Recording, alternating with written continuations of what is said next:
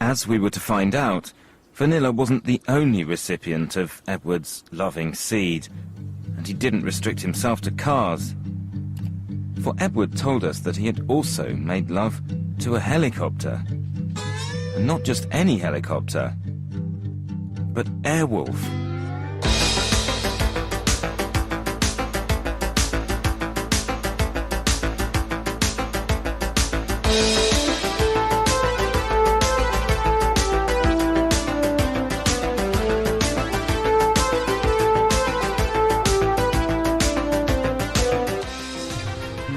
May 20th, 1986. At the time, it was like a dream. I was pretty much left alone to my own accord, and I just set my tripod up and took a picture of me kissing Airwolf because I figured, oh, why not? That's what I'm there, is to pay tribute to her and love on her. And well, I just couldn't hold back.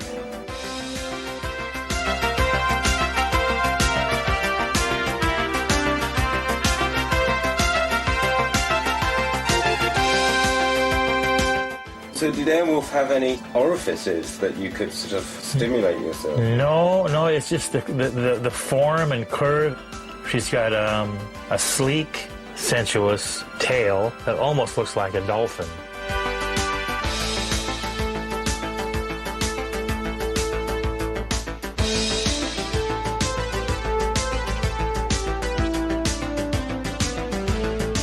There's about 12 of us.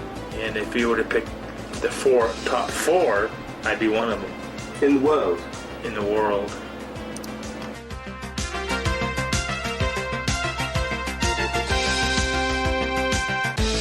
Welcome back, Tippy-Tap number 30. Blah, blah, blah. I'm gonna go with 30. I think it's 33. But 33. who's counting? Scottie Pippen, your favorite. Who's counting? Griff, let's cut to the fucking chase. Nobody's here to hear us. They want our special guest. Yes. Our most popular guest. The hottest guest. God, the shit we had to go. We thought it was hard to get Abra on. That fucking rider this guy sent us. Oh my goodness. Well, we did it because he's worth it.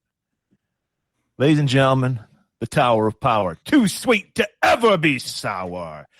I call him the Hugh Hefner of Golan-Globus Theater because every time he's on, the female listenership skyrockets. It's through the roof. Because the ladies love Mr. Jack Badelaire. Yeah. Jack, how you doing? I'm not going to deny it. Every time I do an episode of, your podcast, my DMs on Twitter just light up. A lot of thirsty divorcees kind of drop me a line. They say that my sweet dulcet tones, curl their toes and can you send me some of that shrapnel? Because I could use some of that. Because I know my DMs are cold as fuck. I'm not getting anything. I need to keep my secrets close to the chest here. Okay. Ooh, okay.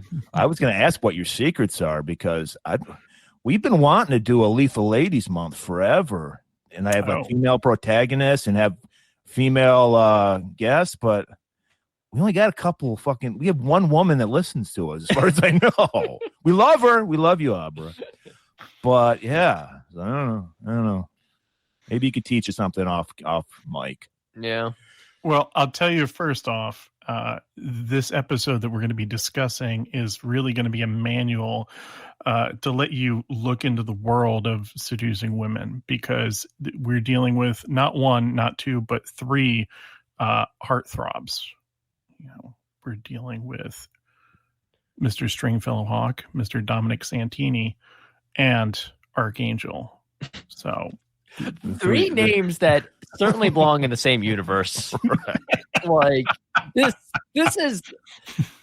was the biggest challenge I've had yet. And we just did, of course we've recorded Face Off at this point, coming out soon. Just hold on to your catheters for that one. Yeah. But that was the challenge. But this episode of Airwolf, probably all of Airwolf, my first time watching it, and it's an episode about subterfuge, it's about sleight of hand, it's about obfuscation, it's about misdirection. I was having a very hard time with it. Well, before we get into the episode, we opened our episode with the fourth ranked, according to himself, Yes, mechaphile in the world. of course. And he got that ranking because he had sex with Airwolf. He claims that. Yeah, I don't know. What did number one do? Fuck like every iteration of Batmobile or some shit like that? Probably Air Force One. It's probably a president. Oh, shit. Yeah. But that begs the question for everybody here. What famous vehicle would you have sex with? Oh, Griff? Go ahead. You already have one? Oh, yeah. Okay. Go ahead. Let me hear it. Yeah. Come on. It would be the Ferrari 308 from Magnum PI. No question. Wow. Ooh, that's good. Griff, do you have anything? I mean, I'm going right back to my child. I'm going with the Mystery Machine. The Mystery Machine? Yeah, Scooby-Doo. interesting. Can have sex with a cartoon car? I mean, why not? I don't know. How do you do that? There are live mock-ups of it. I mean, they did 2 live-action films, so. Mine is the no-brainer. I got the right answer. It's the car Kennedy was assassinated in. Oh, my God. And Wow. it's in the That's Henry dark. Ford Museum, so it's accessible. So I could do it. And it's got history behind it. Everyone's seen it. Oh, jeez. I'm just saying. Okay. Just saying, guys. That took a dark turn. That's, wow. Oh, Murray. I know why you're banned from the Henry Ford now. I tried. It's been a story he's not willing to I'm share. trying to get up in the ranks, dude. Yeah. That's a sure number one ranker. At least number 2. I'm going to be honest. Your poisoning last week, that was me. I was trying to get that information out of you because you've been hiding this Henry Ford secret on me for years. Yeah. And it comes out, and I didn't even have to poison you. I just had to show you the number 4 mechaphile. Yeah. What does that make you know my then? competitive juices come out. I told you that could at least number 2. At least number 2. I mean, if you fuck a car that a president died in, Yeah. how can you beat that? You got to be number 2. Okay. All right, Airwolf. Griff wasn't even alive when Airwolf was on the air. I recall it. Did this come out around the same time Blue Thunder came out? I'd have to look it up, but yeah, I'm sure within, a year of each other, one way or the other. Yeah. We were I don't doubt it. chopper maniacs in the mid that 80s. was a chopper one? Yeah, it was another. I thought that was a movie. was there a boat one? I'm sure there was. This was a movie. Riptide. Wasn't Riptide kind of a boat focused? That's another show I remember never watched. Okay, because I know Simpsons did a bit, and it reminded me of the Airwolf's whole layout here, plot layout. I was thinking about that, where it's like there's always a canal just waiting there, for the boat to get around.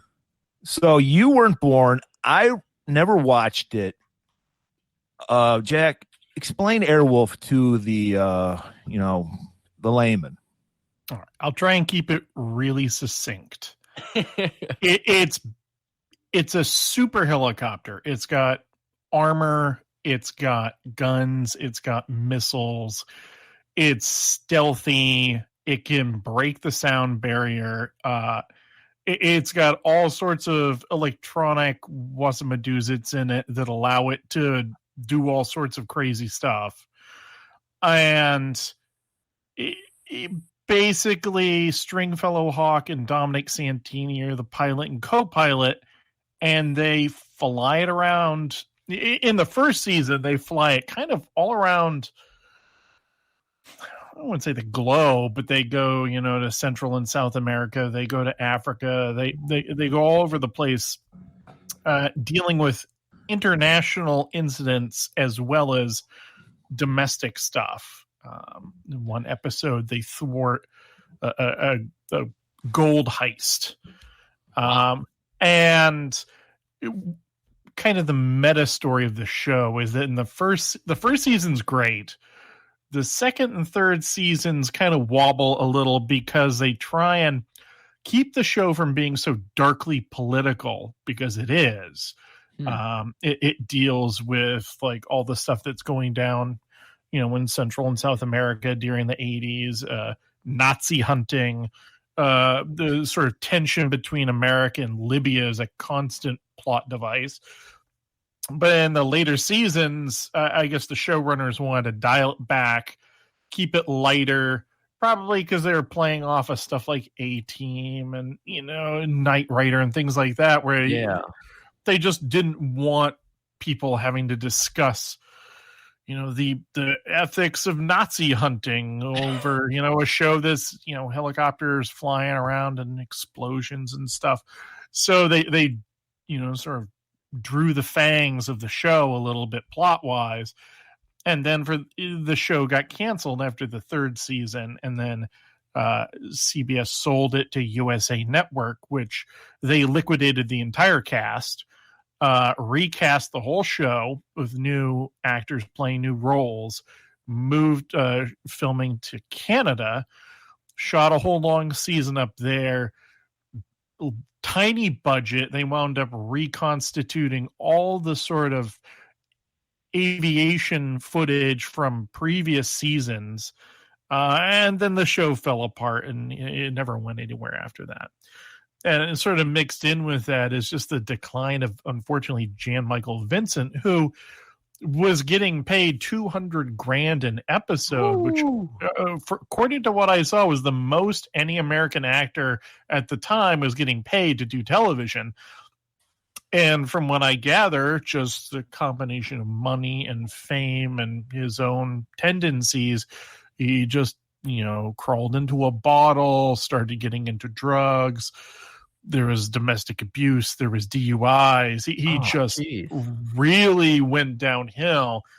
And people talk about, just working with him was like working with one of those old Hollywood drunks where like, he would come onto the set already blotto, and the whole show became managing him and his alcoholism and his sort of limited ability to function.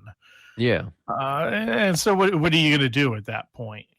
It's very unfortunate, and it's just, you destroyed this kind of cool premise because, again, you had,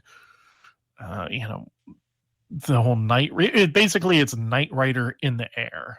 Yeah. And Knight Rider was hugely popular. So, why not try and recreate that kind of magic? And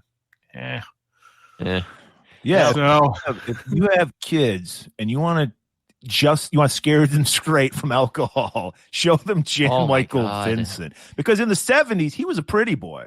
Yeah. And he's rough looking 10 years later in this show. You can create a whole slideshow now because you have Val Kilmer up there too. Because he was a Batman, and now you see him and he's got like the bloated over, he looks like the dog where it just folds over his face. Isn't that Val Kilmer I'm thinking of? He did a documentary about it. Yeah. Okay. Yeah. That's it. I don't know. You just listen to Jim Michael Vincent. Jeez, man. I'm just thinking of I think of him from the movie The Mechanic, where he's this pretty looking, right, smacking, right, and pretty.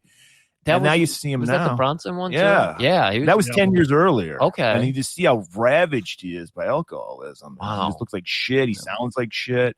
I guess in the 90s he had 3 different car accidents, and they just all did damage to him. That's why he sounds so terrible. Is they had to perform an emergency tracheotomy on him. Oh shit! Yeah. So, no, it's depressing. But at the same time, you know what? I'm going to be harsh. Like the accounts of domestic sort of abuse and violence from all the women in his life.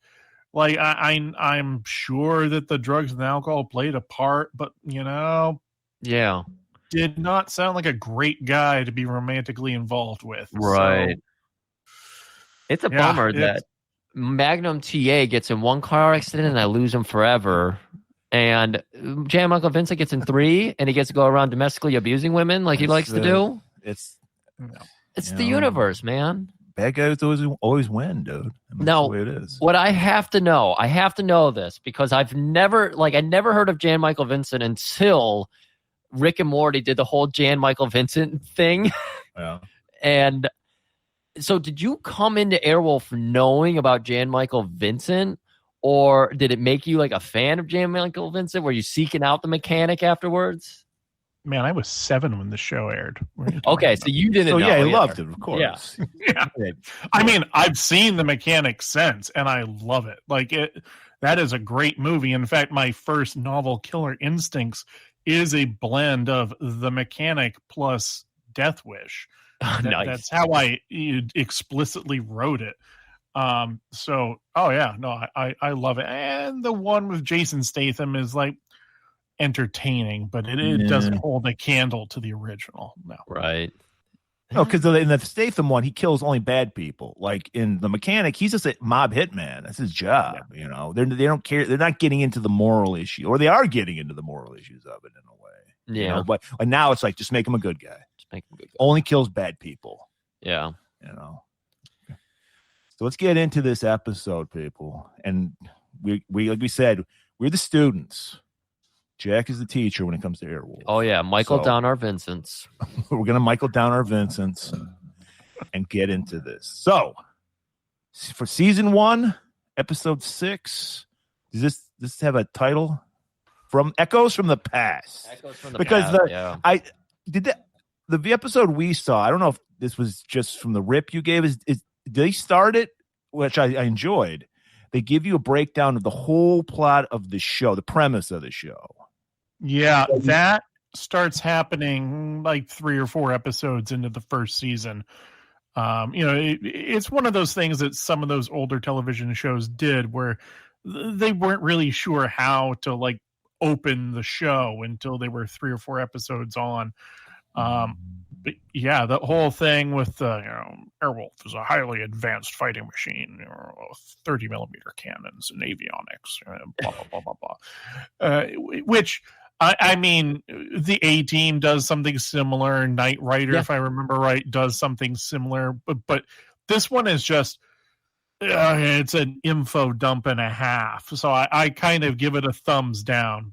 But the thing is, it's a complicated plot because in the pilot episode, Airwolf gets stolen by its creator, taken to Libya.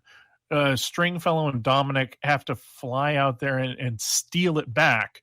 But Stringfellow's brother, Sinjin, or St. John, who is MIA in Vietnam, he wants to find his brother. And Archangel, the guy who represents the firm, which is kind of an analog for the CIA, basically Stringfellow leverages him and says, look, I've hidden Airwolf. You don't know where it is.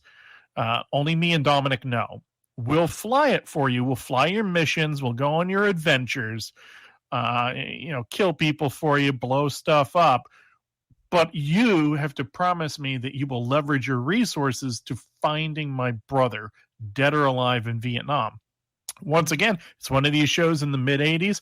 Every character has some tie to the Vietnam War. This is classic staple, right, men's adventure style 1980s characters. Half of them are all Vietnam vets or, had something to do with the war, lost someone in the war. So, so that's the kind of plot dynamic that if you were just dropping in cold to this episode, you might not really understand the nuances of it. Like, why is there this tension between Archangel and Dominic? And, why do they need to find Airwolf when Airwolf supposedly belongs to them? And so on and so forth. Yeah, I'm definitely more used to like dropping in on Knight Rider, where it's like the most simple little story. And this one definitely does have some really cool hooks and everything and leverage situations that I was like, what is when I was reading your notes, that's when it was coming clear. Yeah, you probably don't understand. We spent all of the 80s refighting Vietnam War through our films so we could win it. We got to win it. It works so well. It's like they were talking about how they've basically done that to Europe with World War II, where now Europeans think that America won World War II for everybody when we like fucked off. So we did something. It's not that. I was not saying that, but we just weren't there for like the wrap up and everything and all that. And most Europeans now think that America won it because of our film. So fuck yeah, USA. Perception is reality. Exactly. So we open up. Beautiful music. I'm loving the synth. Oh man. my god, it's so nice good. 80s synth. Oh, it Jan Michael'd my Vincent. Jan Michael'd all our Vincents. That's what I think.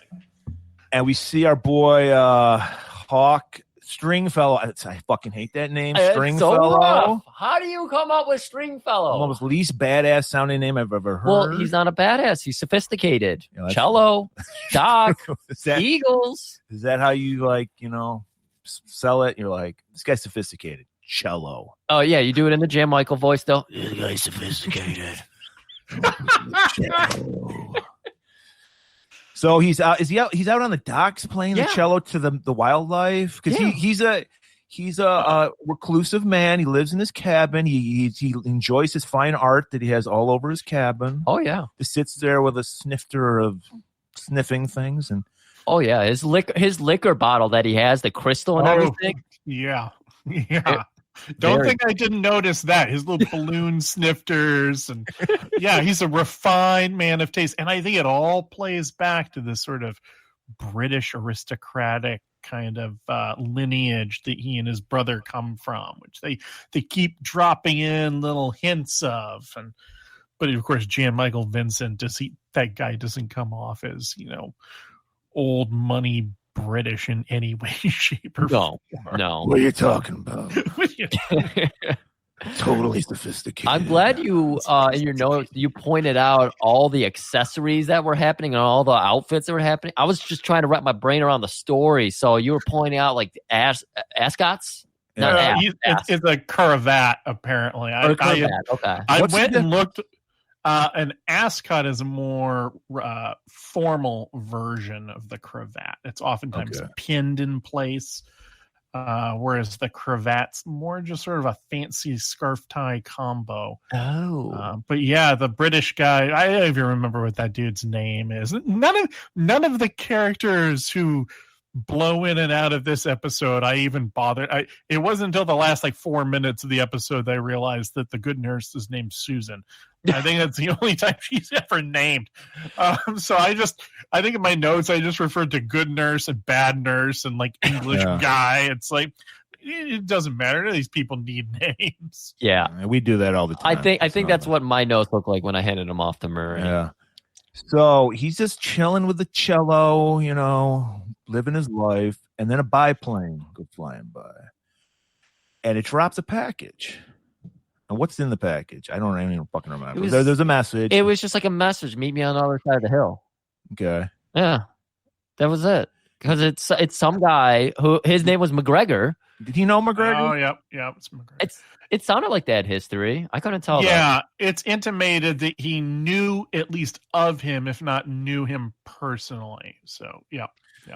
I mean, I hate to bring up a Family Guy quote, but pilots know every pilot in the world. They just know each other. So brotherhood, yeah. Yeah, and they probably fought in Vietnam together.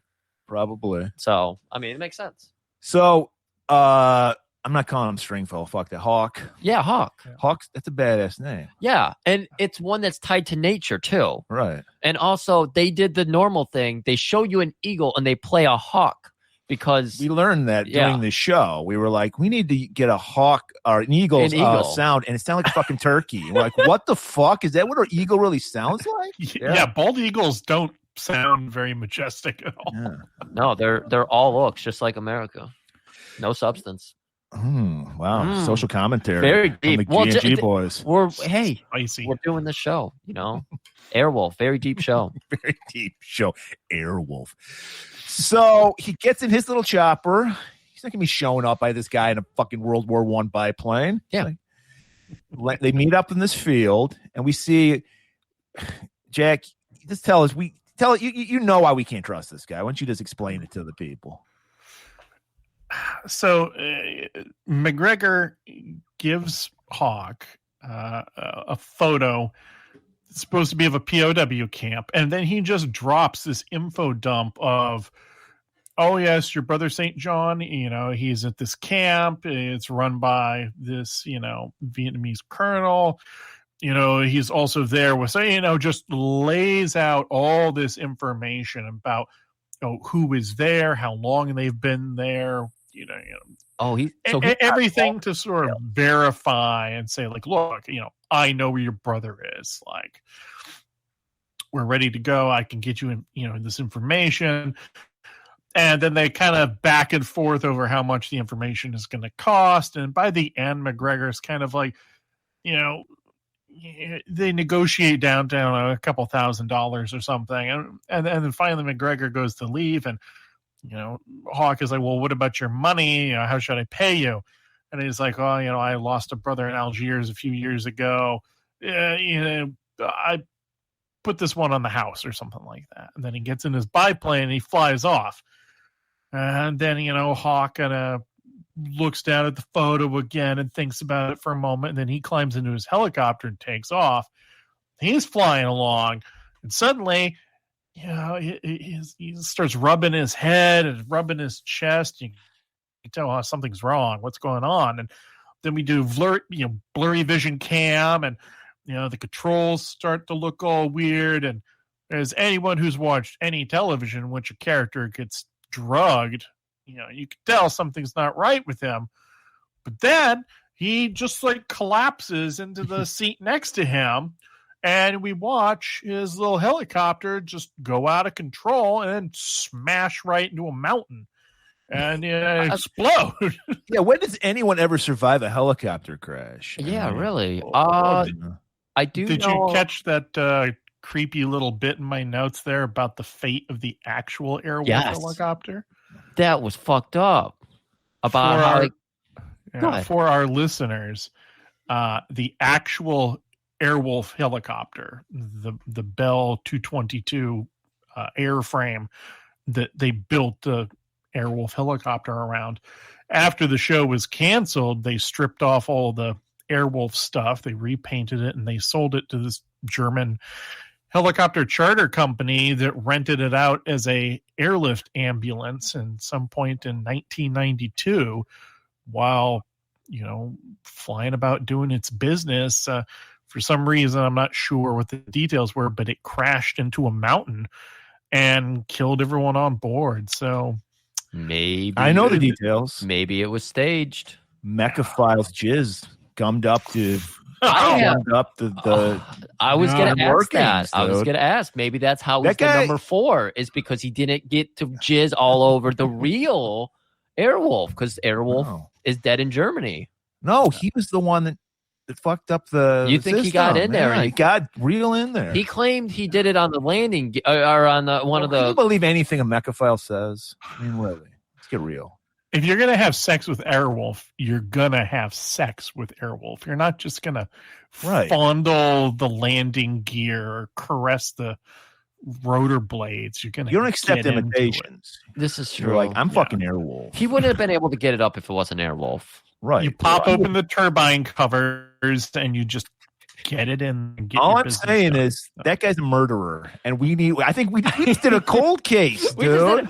True crime. Wow. Oh, we're true crime now. We're gonna get ladies all over. We're gonna the get tons of middle-aged ladies. Yeah, now they're all over us. Suburbs. I want to point out one other thing about the scene where he gets drowsy. What I just learned about Jan Michael Vincent is he's a horrible addict and drunk. So that was probably very real. He was like, "No, guys, I'm gonna mess with this," and he just chugged the fucking bottle. That was straight method. Like, he really did crash a plane for this. But what we know, because we don't trust English people, we know that this McGregor guy can't be trusted. But I think because of we were just saying Stringfellow's aristocratic background, he felt he could trust this guy. But you never trust a guy with a British accent, especially when he's wearing a cravat. Oh yeah, I would never trust a man in a cravat. No. Especially not a biplane pilot who arrives. Like everything. Yeah, about really. If you're flying a biplane, you got a scarf, baby. You got to let it flow. You got to look like a Red Baron, right? Oh, okay. Everything about this is wrong. Mm-hmm. Mm-hmm.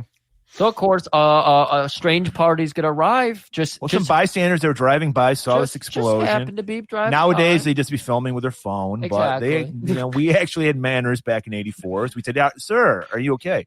And he's like, he just has like a fucking cut on his forehead. Right. We just saw the thing smash into a mountain. Again, very real. Jan Michael was probably driving to the studio, crashed. Vic Morrow wasn't even on the chopper when he died. All right. Yeah. Oh, oh man. I don't know what just happened there. That's actually a callback to the Bronx Warriors, which we'll get another one later on. But Vic Morrow died filming the Twilight Zone movie because a chopper landed on him and two small children. Oh no! Yeah. All right, this is real true crime. We're diving into some dark places. Well, we spent 2 hours talking about Nicolas Cage. Yeah, this right? is John Woo. We didn't talk Nick Cage. We talk about how fucked John Woo is. Right. So he wakes up in a hospital bed.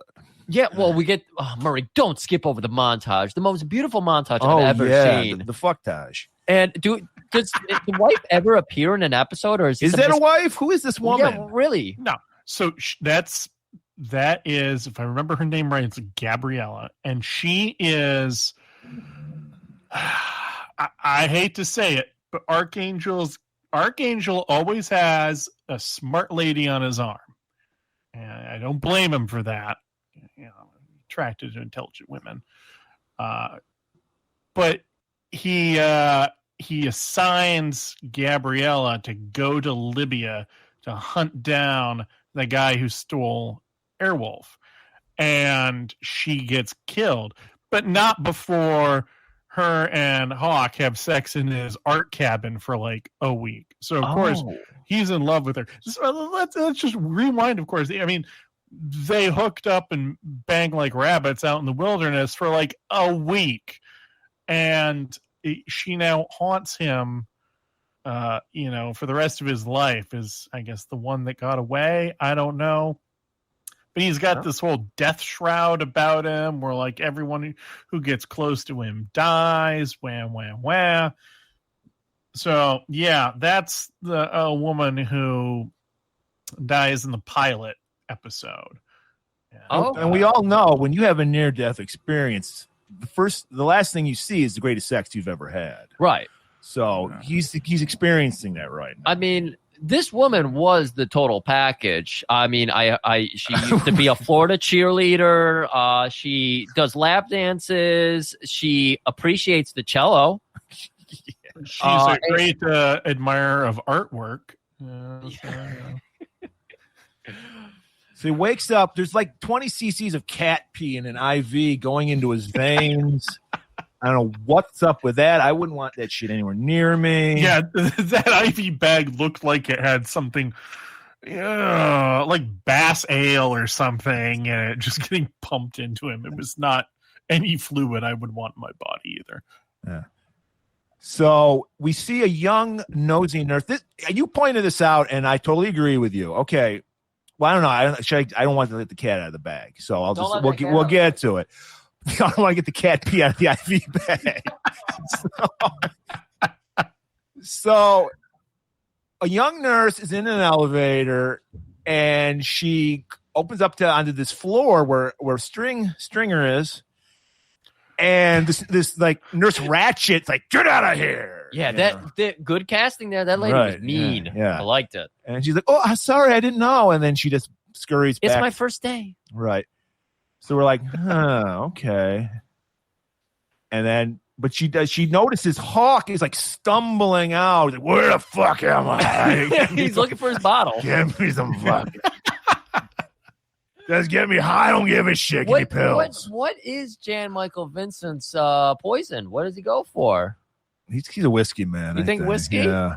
I mean, it sounds like he would be into something that has shards of glass in it as well, like fiberglass, maybe. Is there any kind of like fermented fiberglass? It could be. Because Goldschlager has all those gold flakes in it. That's what I've heard, and I was thinking about going for Goldschlager. So maybe he's a Goldschlager man. I could see it. I could see it. Yeah, I'm a golden actor, and I drink golden Schlager. So he's like stumbling out. They grab him. There's an intern that looks like Ron Jeremy. Yeah, she like Nurse Cratchit like reams him out. Like, I thought you had that elevator thing situation fixed. He's like, oh, he just shrugs. And then the Dr. Rothschild. Was it Rothschild? Because I know they settle him back into bed and they start nursing him again. You know, they're being very nice. They waterfall his face. And then they tell him, you've been here for 8 months. They're hammering home how long he's been And then we're all like, as viewers, stunned. It makes sense to me as the viewer, because I don't know what's going on. Because if you're in a helicopter crash you're fucked up. Like, you're going to have imagine. broken bones. I mean, he just had a fucking cut on his forehead, for fuck's sake, a little soot on his cheeks. But you're going to have, like, all your bones are going to be broken. So I'm like, okay, that makes sense. 8 months. I'm going with it. I'm into You know it. that guy, the artist, Daniel Johnson, was in a plane accident.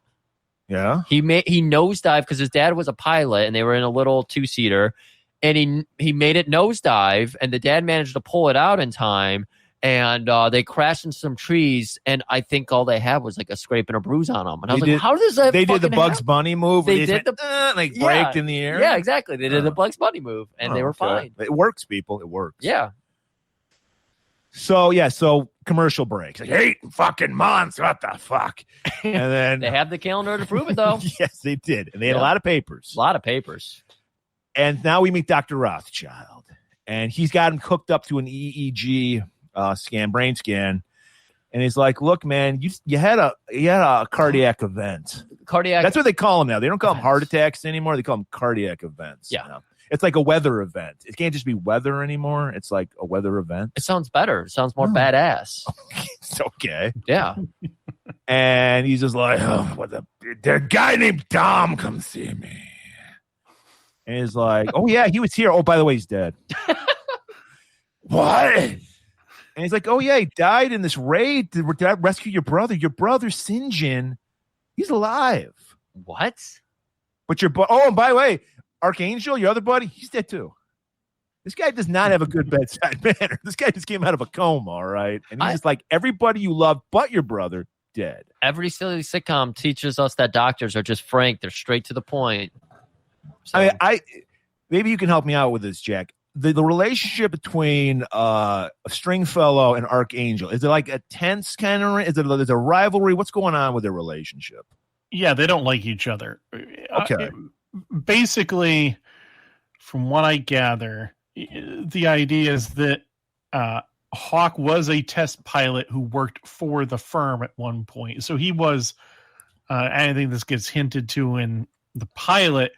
It's one of the reasons why he's kind of the only guy who can fly Airwolf in the pilot episode. He was a blend. He was a Vietnam pilot, and then after Vietnam, he went to work for the firm doing various piloty spy things. It's very vague. Of course, I mean, it's 80s television. You just need to be like, he's this guy and he does stuff. He's an adventurer, basically, like, MacGyver or Michael Knight. So, but that's the thing, is that he doesn't like the way Archangel does business. He doesn't trust him. There's a really good episode a couple before this, if I remember right, where they go hunting a Nazi war criminal. And there's a perfect example of the dynamic between the two of them where, Stringfellow is approached by someone who has a lead and wants the help of the firm to hunt down this Nazi. And Archangel is kind of like, no, we're not going to get involved in that. There could be complications. And Stringfellow is like, what do you mean complications? He's a Nazi. We're going to hunt him down. Oh. What? And Archangel's like, well, you're not in the game. You don't understand. And then, Stringfellow's like, what do you mean I'm not in the game? I do your dirty business for you.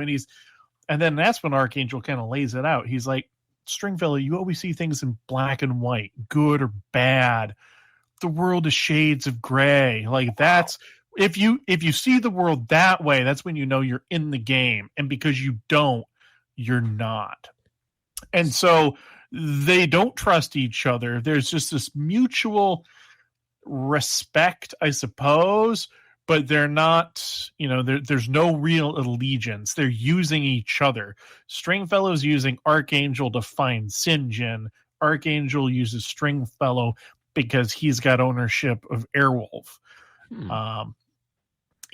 So he's not too broken up over the fact that Archangel supposedly got killed during this raid to rescue Sinjin. Oh, well, that sounds Dominic, on the other hand, Dominic's basically a foster father to him and Sinjin. So you can see that immediately when they're on screen together. They do a good job of that. Yeah.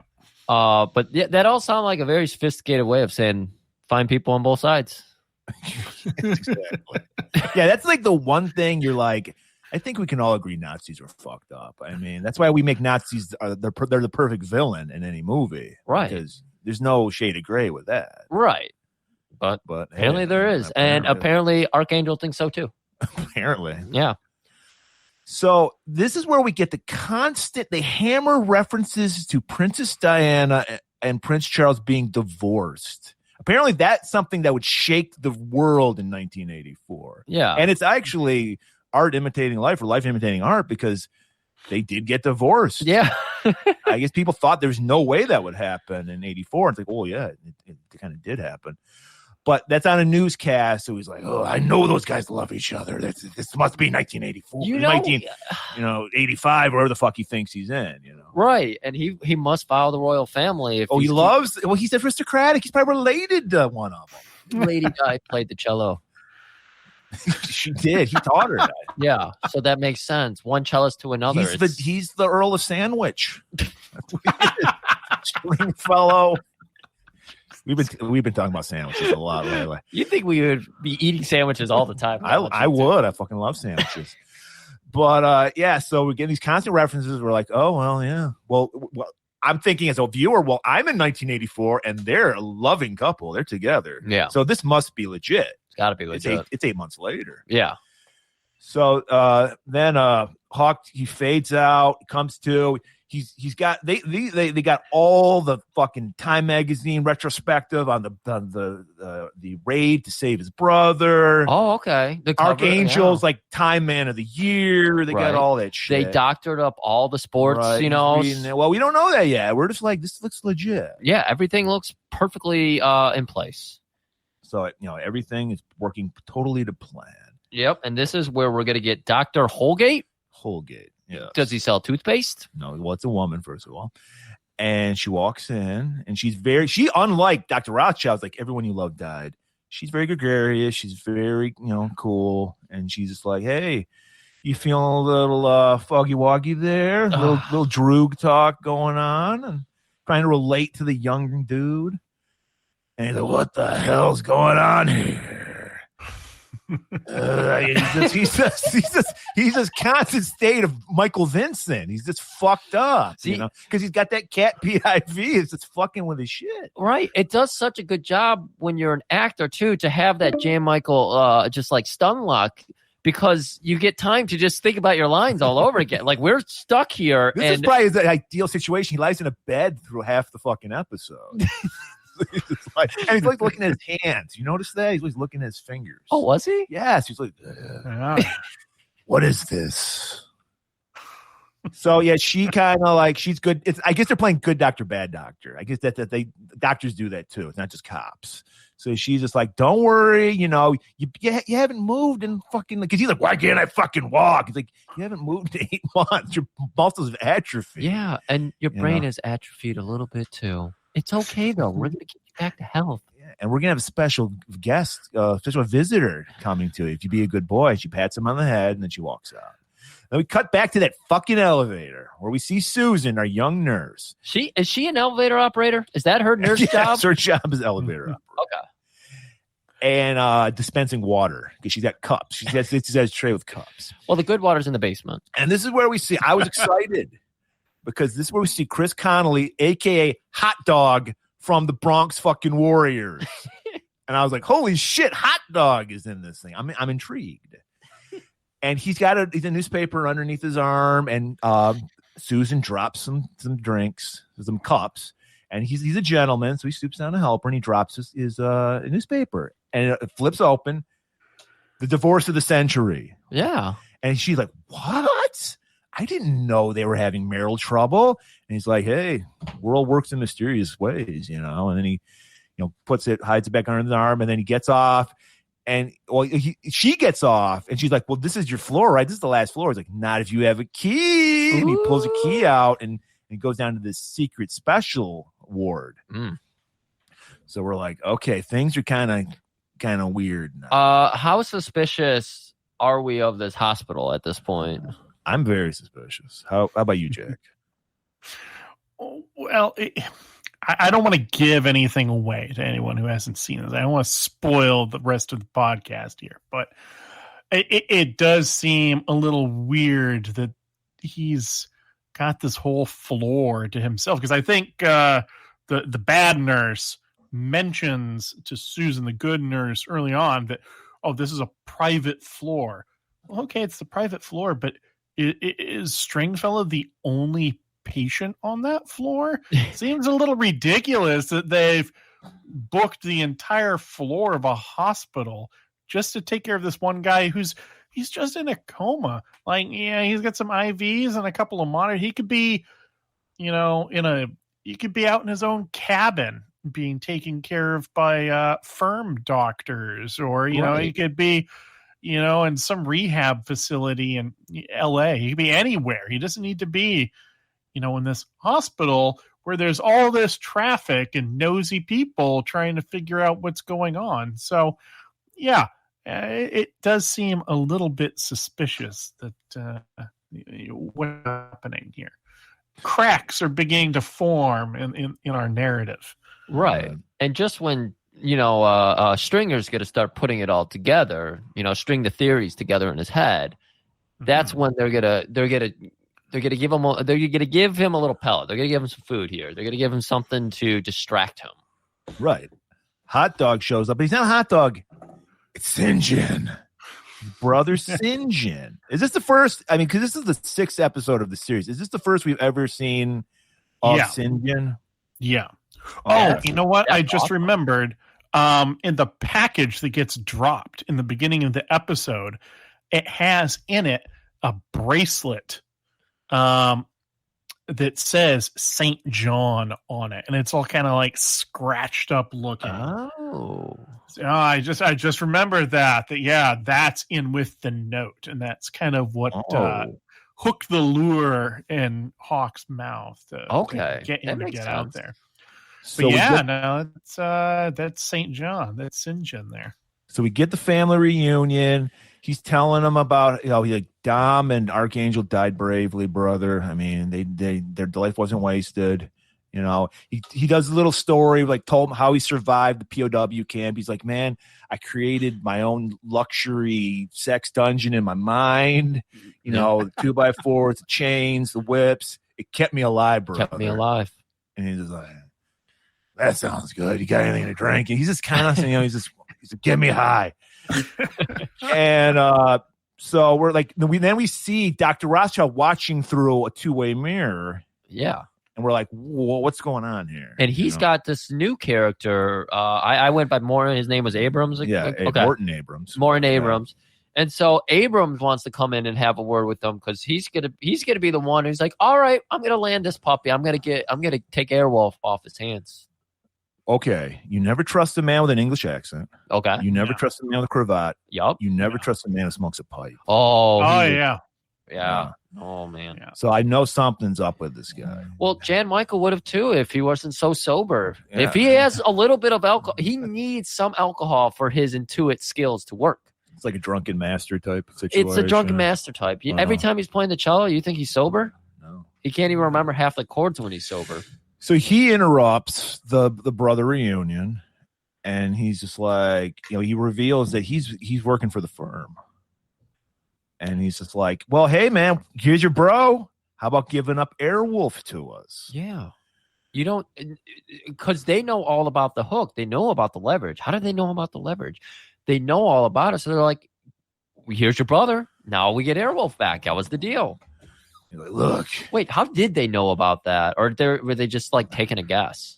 I'm guessing it's McGregor. McGregor must know. Okay. Look. You give me a bottle of Jägermeister, Jägermeister. And I'll suck your dick. I don't give a shit. I got the teeth bad. That's why he's staring at his hands, because they're shaking like a motherfucker. There you go.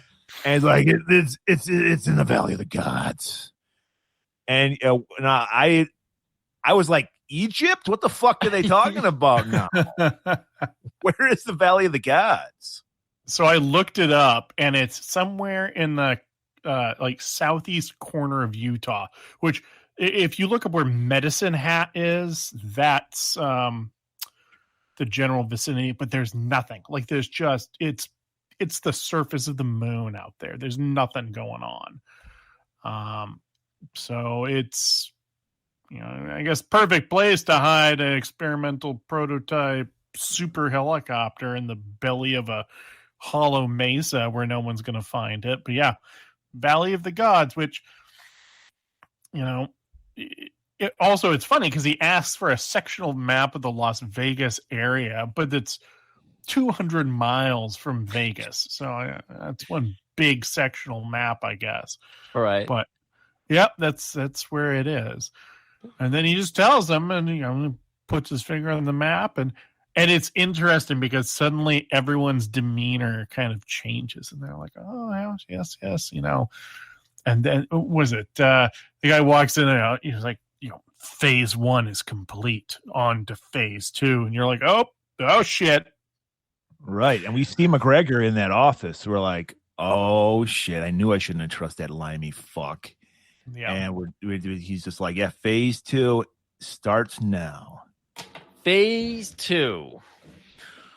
Hawk's laying in his bed. He's just like, I've had it with this cat PIV. Rips it out of his arm. He lets the nurse come in and put it back in like normal, but he's peeking.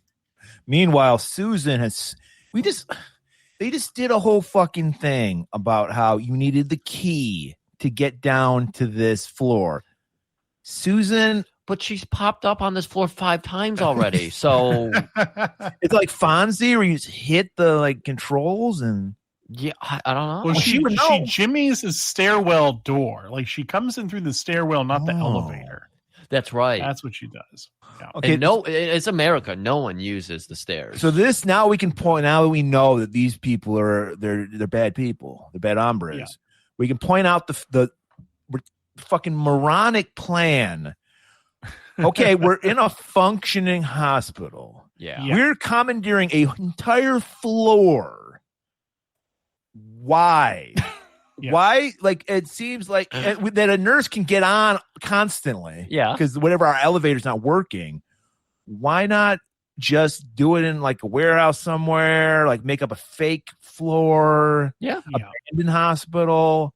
And he's carrying around one of these like critical props, like the newspaper that he drops at her feet. Like, why would you carry around something that if anyone glanced at it, just like saw the date, like out of the corner of their eye, like under his arm or anything, asked if, hey, you done with the sports page? It's like, why would you just sort of wander into the hospital, which is a real hospital, having to walk through and past and interact with real people who aren't involved? Like, why isn't that at least like in a briefcase or something? Yeah, right.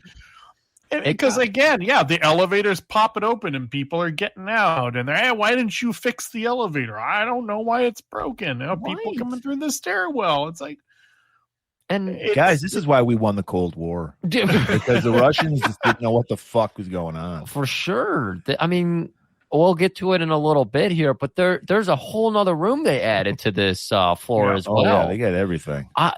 That blew my mind. I was like, okay. Yeah, that's the thing. That's what makes it so stupid, because they go to the expense of making newspapers, and yet they can't just keep someone off. What?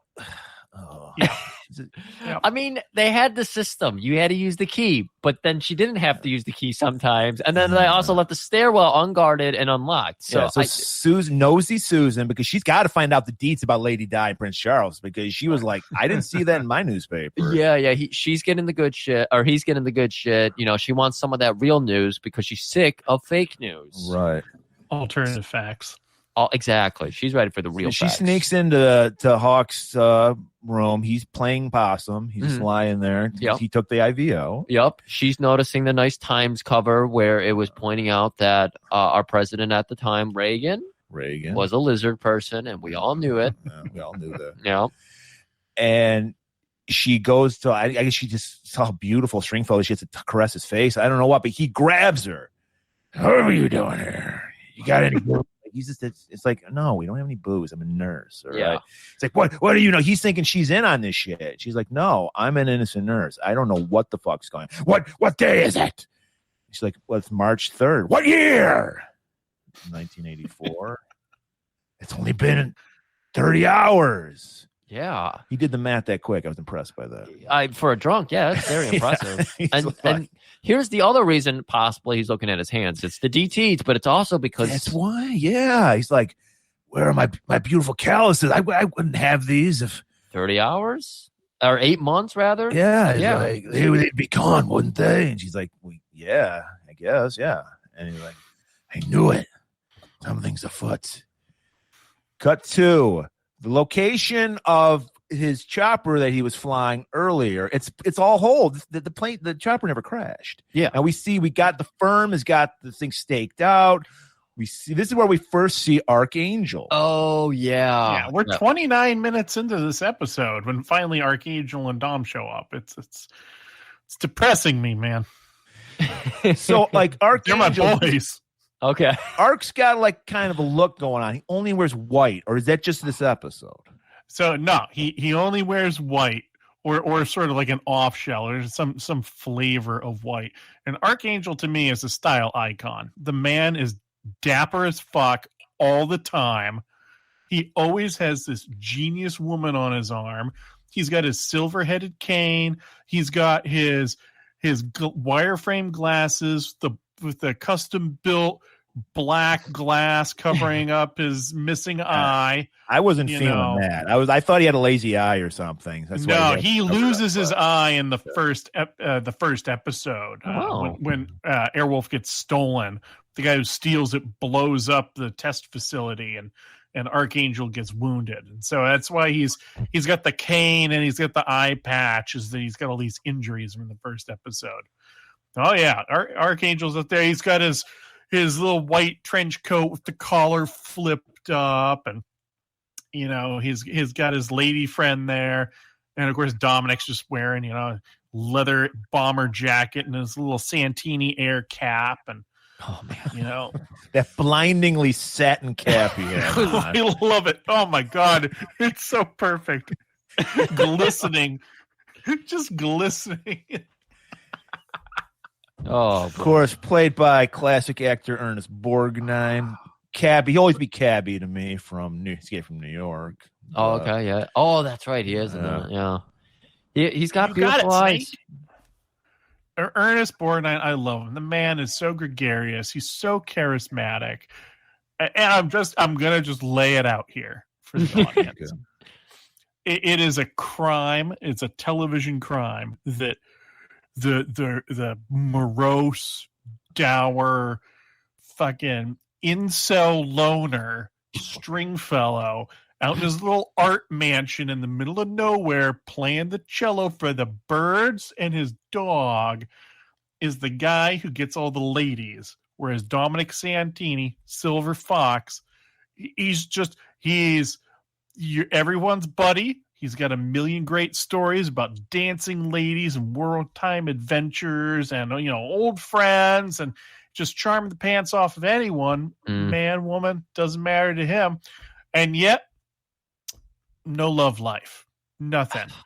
If I had been the showrunner, it would have been just like another lady on Dominic's arm every other episode, just, little side references to, hooking up with married women, or, just some lady who's like working on the engine, but, there's the little double entendre there. Like, that's how I would build this show out, would just be Dominic crushing ass every episode, because why not? Ernest Borgnine is a sex machine. Let's just put it there. It's because chicks dig the brooders. No, they do. No, you don't know what you're talking about. They like the bird with the broken wing. I'm going to tell you exactly what's happening here. I already know.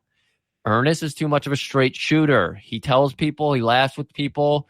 Meanwhile, Stringfellow, sarcasm is his love language. He's saying he strings them along? He strings them along. Yeah. He speaks fluent sarcasm, and that's what every lady wants. Yeah. He plays hard to get.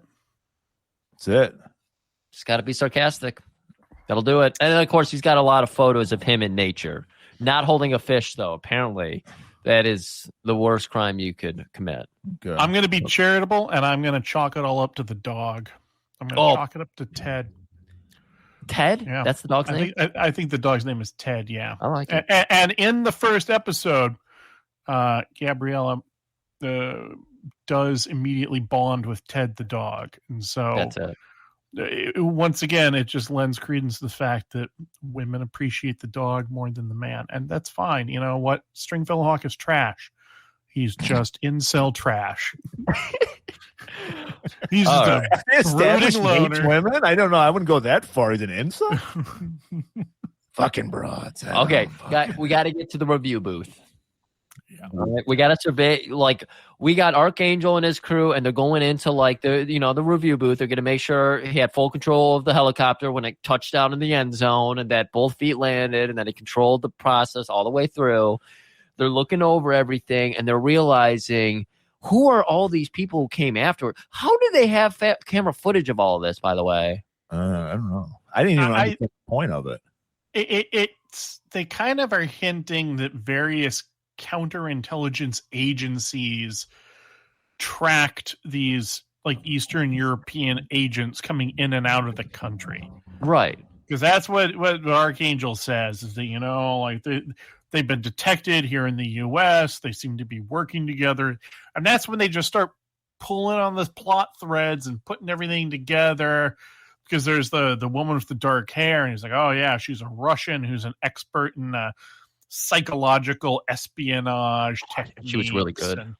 And then there's McGregor, who's the sort of information mercenary who will work for anyone. And, it all just starts getting tied up. And they're like, oh, and yeah, then we found out that these guys, this whole crew has ties to the Libyans, which is the whole thing all the way back from the pilot, where the Libyans want to get their hands back on Airwolf again. Right. Because when they had Airwolf in the pilot, they blew up like a U.S. destroyer that was in the Gulf. They shot down a couple of French fighter jets. Oh. They were like, haha, we're untouchable because we've got this super weapon. So they want it back. And half the plots of the first season are just various countries trying to find a way to get their hands on Airwolf. So that seems pretty cool. Here we go. So Archangel sees an opportunity, pounces on it. He's like, oh, Dom, buddy, old pal, how about you give me the location of Airwolf? Right. And we can save your buddy Stringer. Right. Well, we have to do this because it's going to fall into the hands of Gaddafi and the Libyans again. It's everyone that shouldn't have it is going to have it if you don't tell us. 4-9 don't budge. Right. Well, we know you don't trust a man with an English accent. Yes. You do not trust a man with a cravat. That's right. What's the other thing we don't? Smoking a pipe. Smoking a pipe. Man with one eye. You never trust a man with one eye. Well, you never know where he's looking. He made his own eye patch. So anybody that bugged me. I don't like it. Was like, how about a monocle? How about that? How about a patch and a monocle? You don't need a glass. That seems too much. It's kind of ostentatious, but I think I get that vibe off of Archangel. Yeah. I like his mustache. It's a good mustache. Yeah. I don't care about mustache. Yeah. So it's the 80s. Come on. Yes, you're right. It was. And so, what? I don't know. The woman, his lady friend, had the most 80s outfit on. It was like this pockets everywhere, like jumpsuit. I could not take my eyes off her sleeve pockets. Yeah, you're right. She just was covered with pockets, like this. And that's the thing. We've established he has these fembots with him all the time. Do they always all wear white too? Is that like his? Oh yeah. She and actually Morella, she always dresses like that. It's this weird kind of flight suit uniform, bodysuit kind of thing they built for her. I don't know, man. I kind of love a lot of the wardrobe design of this show. Like, I love the fact that Archangel is always dressed to the nines, always stylish, always all in his white. But he'll go from like super formal to kind of casual with the sweater over, a dress shirt. He's got the collar flipped up on his trench coat. Morella's always wearing this weird, sort of super futuristic science, bodysuit kind of outfit. Like it's the firm is their wardrobe budget must be pretty high. I mean, just think about Archangel getting all this stuff, taken to the dry cleaners all the time. You can't keep white clean to save your life. So for this man to maintain pristine simply because it's a, fashion affectation, the firm likes Archangel. And he gets into it with Dom. Because of that. As soon as you put white on, you immediately, it's like, all of a sudden there's like a salsa stain on me. I'm like, I'm not eating salsa. What the fuck? Yeah. It just teleports onto your shirt. Bam. Right. So you're like, fuck white. You know? I have a couple of white shirts, and it's just like, when am I going to wear this? Like, because... And then when you got dogs too, it's like, fuck it, don't even bother. It's over. And I have a black cat, so it's all over. Oh, jeez. All right. We got to get back to our boy, Stringfellow Hawkenstein. He's getting dressed finally. In the corner, so Susan can't see his pecker. Yeah, he's like, don't look at my pee-pee. That's the best part. He's turned, like he's standing in the corner like a 10-year-old. Never put J. Michael Vincent in the corner. He'll put himself I'm too in the abashed. corner. And she's like, look, I'm not with him. I'm a nurse. I've seen plenty of penises. I've seen your penis multiple times. Yeah, I put the catheter in. All right. That's why she was allowed on the floor, because they were like, ew, we don't want to touch his penis. So they brought in Susan to put in the cath. It all makes sense when you think about it. Yeah, because technically, her name was Ilsa, the evil nurse. Yeah. Perfect name for an evil nurse. Yes. She's not a real nurse. So she's like, I'm not touching that ding dong. And she's like, I'll do it. I'm a nurse. So they just start wandering this floor, and they stumble into a room where they see the newscaster room. It was the laboratory room. Okay. Yeah. And they pop in there. And this is, again, I've already been confused. You're trying to do some high stakes espionage shit here, and I don't know a single character as it is. And now we're adding in this element of they are filming from a studio within the hospital that they have taken over, just one floor, and normal business is going on around. Like, the level of, I don't even know. It's breaking my brain. It's John Woo level business. You need to drink Goldschlager to watch this show, because that's the only way. Well, so we see, like, okay, first of all, we're all like, thank God Lady Di and Prince Charles are together. They're together forever. Yeah, we'll have 8 months of, feeling good about the world so again. he's like, thank God I need a drink. And he's like, and then he notices, like, there's this screen that just happens to have a picture of Sinjin, I'm using quotation marks, and Sinjin, non-quotation marks. Right. Where it's going back and forth for some reason. Yes. And he's like, that's my brother. And he even seems a little proud. He's got a little tear. And she's like, which one? He's like, what? I'm seeing double again. What the fuck? He's just like, so what the cat pee mixture, that was what he can't like tell a difference between his brother and this guy who looks nothing like him. Like, I didn't get that at all. I think the whole idea is that he was being brainwashed, because then in a moment later, they start looking at footage of a recreated crash. So my guess, even though they're not explicit about it, is that they pumped him full of psychotropic drugs and then just, put that monitor in front of him that just went back and forth between the two faces until in his mind, they're like the same person.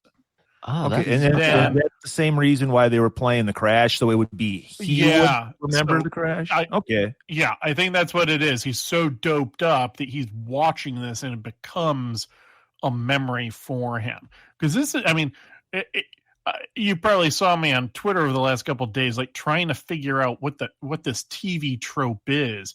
And it's called the fake Rip Van Winkle trope, where you put a character in a situation where they wake up, either in a hospital or something, and it's a ruse to try and get them to think that whatever information they had is no longer relevant. Either, like in this, oh no, well, there's no reason for you to hide Airwolf anymore. Like, just tell us where it is now. Or you establish a scenario where they now feel compelled to give whatever information it is. But yeah, you build this sort of world around them. And I think that's, I love this trope. I just never find out what the heck the name for it was until I learned it last night. But yeah, he just has all this unravel in front of him. And that's kind of when the penny drops. He's like, wait a second. That's not my brother. Sinjin isn't here. He begins to realize, oh shit, I told someone where Airwolf is. Yeah, I'm fucked now.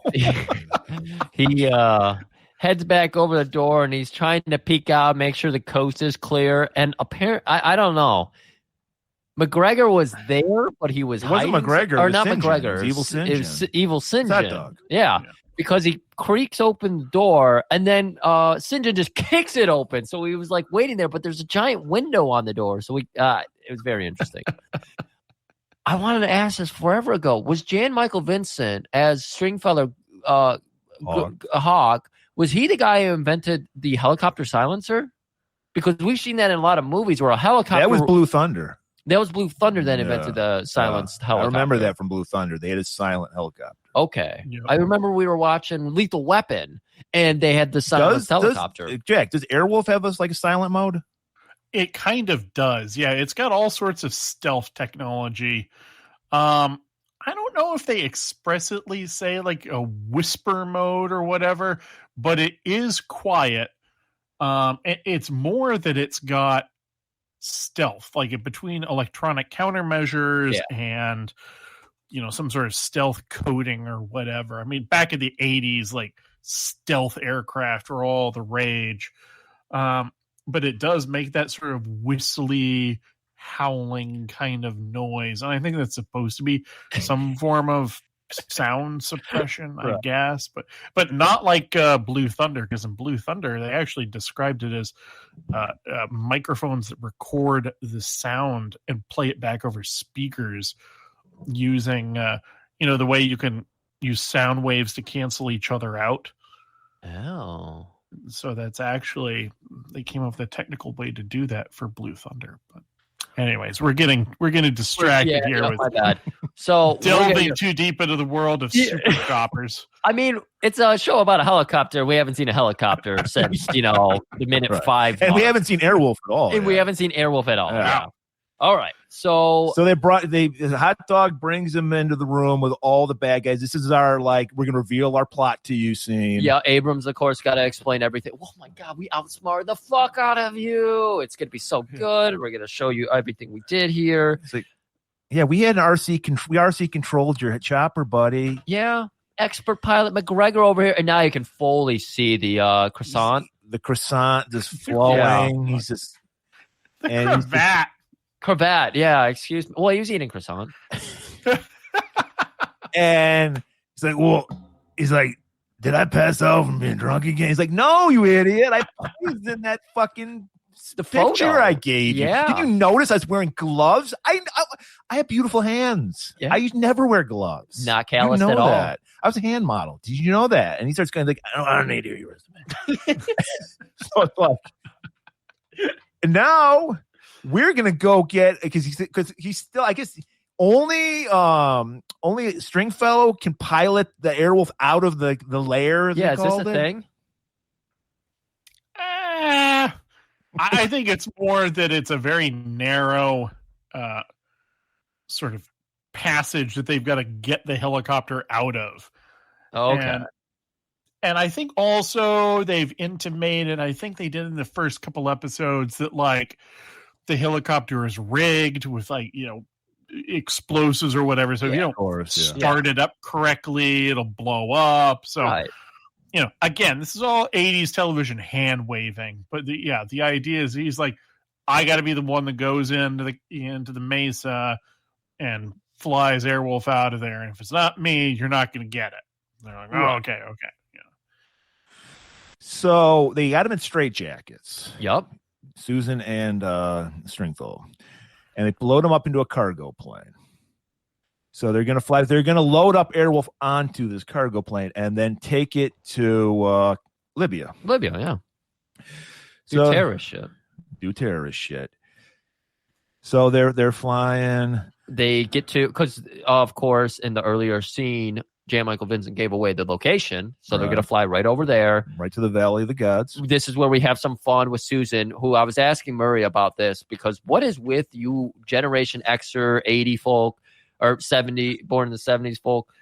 This woman is in a hostage situation. She's been captured. She's in a straitjacket. She's in a plane. She's being flown. She's got guns being held against her, and she is keeping her wits to her. She's sarcastic as fuck still.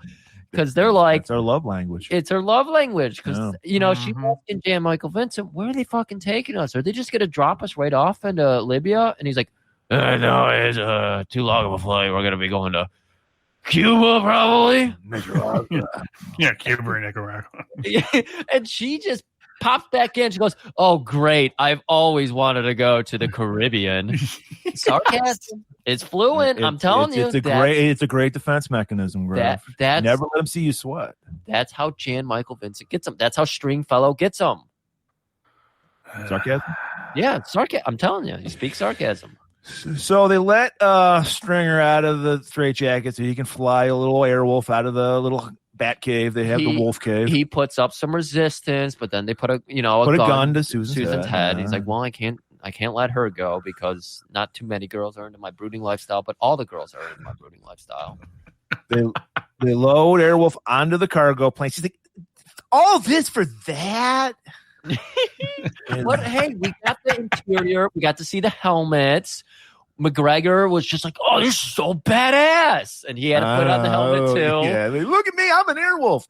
And like, fucking Stringer's rolling his eyes. We got that. Noob. We got that kick-ass synth tune again. So the synth was great. I'm guessing this, Jack, but you can tell me.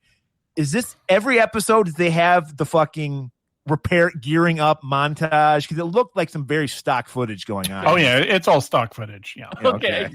Because they're like clicking like levers and shit. We're getting the fucking amazing synth. It's 1980s.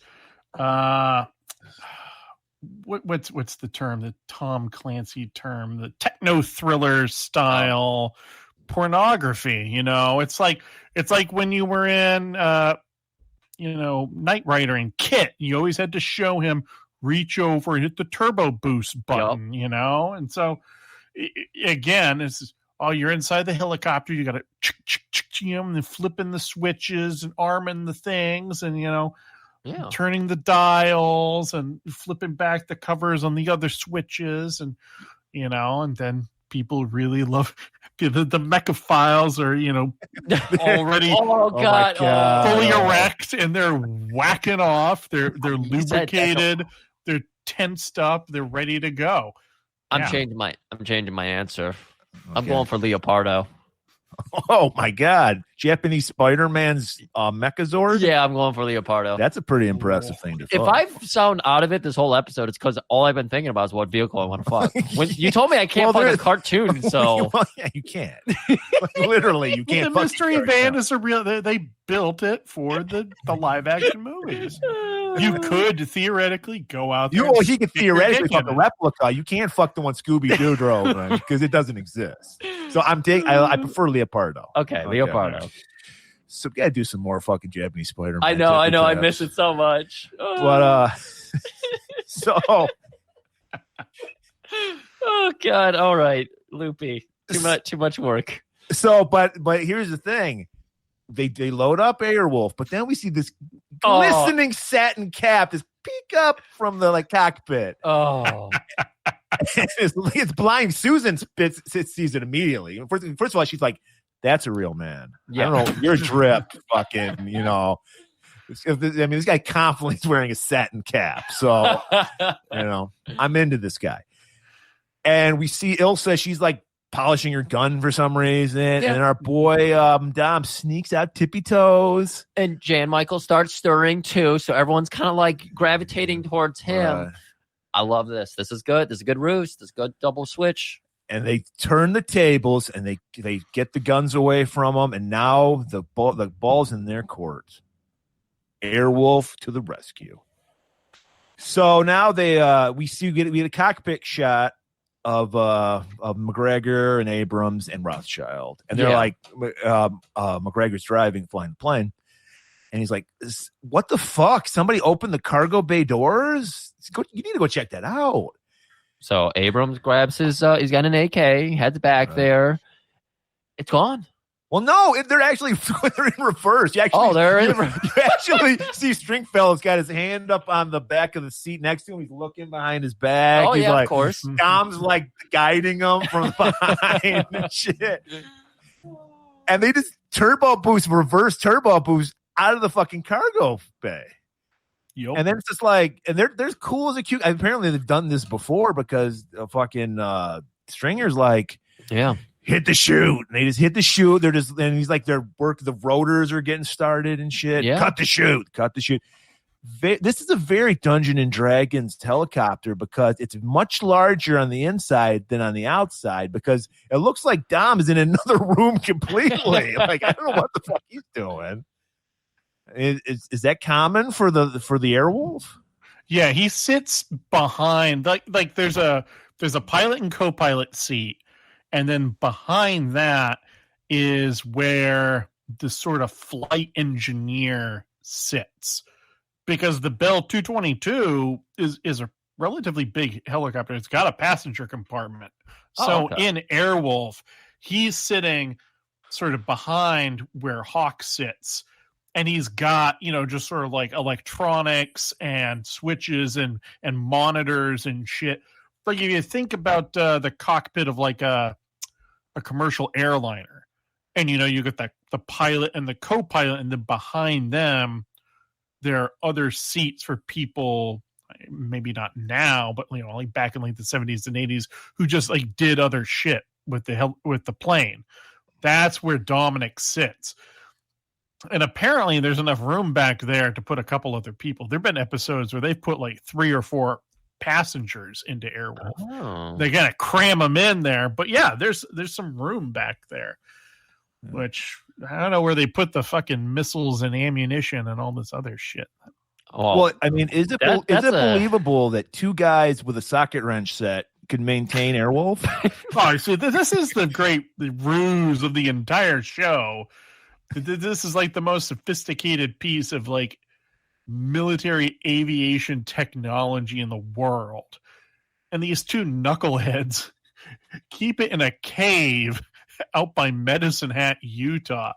Like, where do they even get the missiles? Where do they get the machine gun bullets and the cannon bullets? I mean, sure, It's in America. We can get that anywhere. You're going down to Walmart and buy it. Jack finish to say it's all it is American can do. They tie their bootstraps one at a time, like every other American. They pull themselves up. They find a couple missiles lying around, or they fashion them out of coffee cans or something. Come on, it's not that hard. It's not that.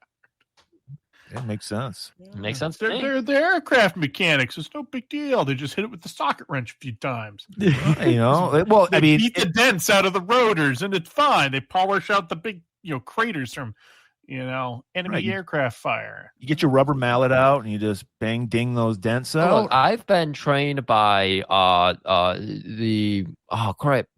Baracus and the A team for so long that with you just can weld anything. exactly with just a little effort, you can make bombs. You can make everything you need to. So, what we need to worry about though is getting out of this episode a Tippy-Tap in under 90 minutes, because we're getting very dangerously close to that, and they're getting very dangerously close to the ocean or a body of water.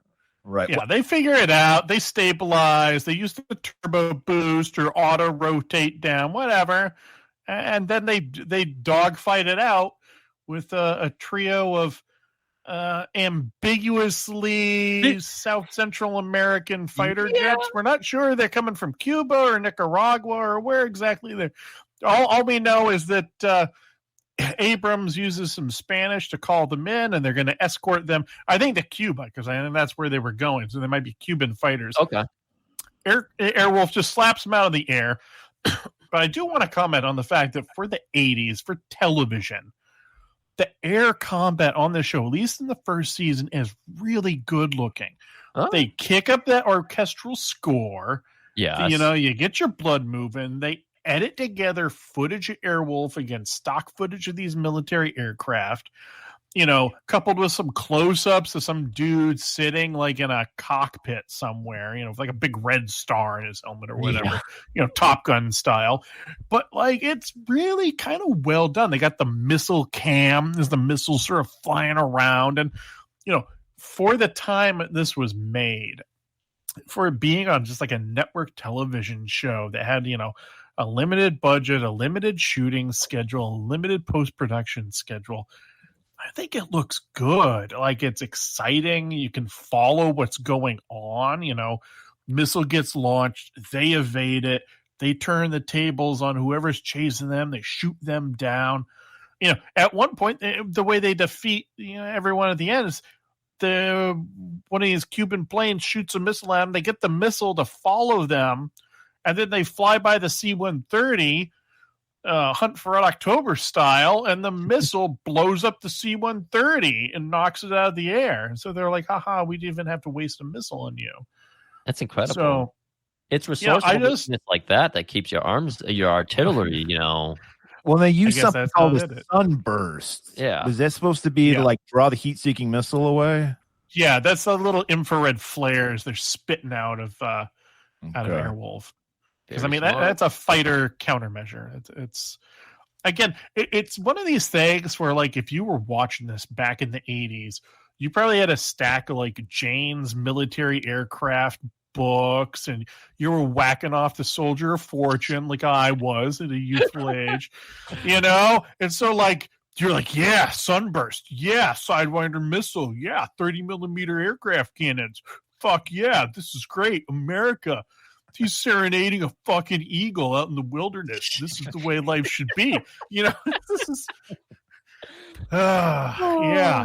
this is Nancy Reagan sucking off Belisario and.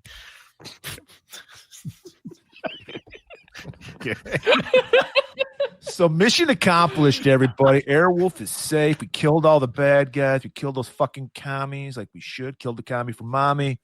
Time to go back to the old cabin. By the way, who the fuck is taking care of the dog while Who he's is doing? taking care of the dog? He says in the pilot episode that Ted can take care of himself. Okay, so that gets established from the very beginning. He goes out there, he runs down a deer, he rips its fucking throat out, he drinks the blood, he eats the meat, and Ted is good. Yeah, there's probably a little doggy door on the cabin. Ted comes and goes, drags carcasses in, devours them, drags the bones and the fur out, and he keeps it tidy. Wow. So they make it back to the cabin. Archangel and his squeeze, they've making themselves at home. They're like already there. They got the fucking snifters out. Yep. They're warming them by the fire. They flipped through all the CDs. They've picked out, Disturbed, 80s version of Disturbed, He's got his sweater vest, white sweater vest, of course. Yep. Tight. He's looking sharp. And he's just like, and then fucking Stringfellow, smug as fuck, comes in. Like, I got Airwolf bag. You don't know where it is. Immediately goes to his bar. Immediately. Yeah. Those hands are still shaking. Yes. He's like, I got to put some calluses on these fingers. He hasn't had a drink in days. So. That's right. At least 30 hours. I wonder if he keeps like a little flask in Airwolf. Like flask for him. Here you go, buddy. Here you go. Yeah, really. Feeds it to him, while they're flying. I did not like those helmets, man. They were weird. I'm assuming they didn't have visors because the whole thing's like, dude, if we're paying $200,000 for the beautiful face of Jan Michael Vincent, you're gonna fucking see it. Oh no, they've got visors. They got black visors that come up and down. Oh, well, I would have liked to have seen that because I didn't. Yeah. It was weird. It was too short on the jawline. It was way too short on the jaw. I didn't like that. No. Yeah, there's a little button on the side of the helmet. You hit that, and the visor comes up. You hit it again, the visor comes down. Very high tech shit. All right. So Susan walks in. She's like, I know where Airwolf is. This is the greatest tease of all time. This is such a good diss on Stringfellow to hit Archangel with this. To be like, oh yeah, this civilian knows where it's at. Yeah. Yeah, we can trust her. I've known her for a day. Yeah. I mean, she does go, oh, let's buy some snow and then some hills. And I was kind of sleeping through a lot of it. Yeah, I had a sip of Jan Michael, the Stringfellow's drink, and I was just getting woozy. Yeah, you think Archangel would be like, all right, we're gonna interrogate her, lock her up in some room somewhere. But no, they put her because they have their own. I'm sure the firm has their own hospital ward. Right. They do shit. Mhm. Right. So that would be a great sequel episode. right? Wow, that was an and then it Oh yeah, just goes to a freeze frame at the end, and they're all laughing at Archangel, laughing. who just looks exasperated, like the kids have pulled a fast one on him, and then right. He's the- little end of the episode musical note and freeze frame on Jan Michael, who's sort of like, oh. As he They tips should a have, glass. they should at have him. had him like shaking his finger at Stringfellow. Oh, Like, yeah. oh, you naughty boy! Naughty boy. Yeah, I'm gonna get you one of these days, Stringfellow. You're I gonna like slip up. I like it. And then the smirk and the freeze frame. Very good. I like dipping my toe in this Airwolf. I'm glad that we had Jack here to explain it to me Right. because I was Guide us. incredibly confused. I read Me his as well, notes yeah. and it made sense. Right. That's all it is. That's what this podcast is all about. Right. We're about Well, educating as well as entertaining. I tried to find an episode that had a good blend of like the espionage and kind of a mystery, and along with some action at the end. So I'm glad you guys appreciated it. I thought this is kind of representative, like the best of season one. Really kind of stretching its muscles and having a pretty complicated plot line.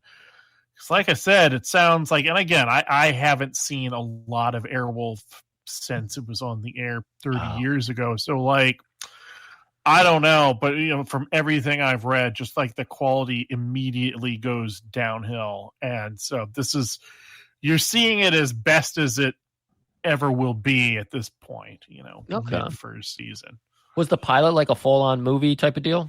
Yeah, and actually they edited it's like a double episode pilot, Okay. and they re-edited it, and I guess some places internationally they actually released it as like a TV movie, and somewhere like Indonesia they did like a theatrical release of it. So, but yeah, it's pretty chunky. It goes on Okay. for a while. And I do have to ask, it sounds like you might not know this, but since every 80s show we seem to look up, there's some kind of mystical cryptozoologist type of monster in the world. Is there a werewolf or, maybe a Sasquatch episode? A real Airwolf, like a flying wolf. Maybe a real Airwolf.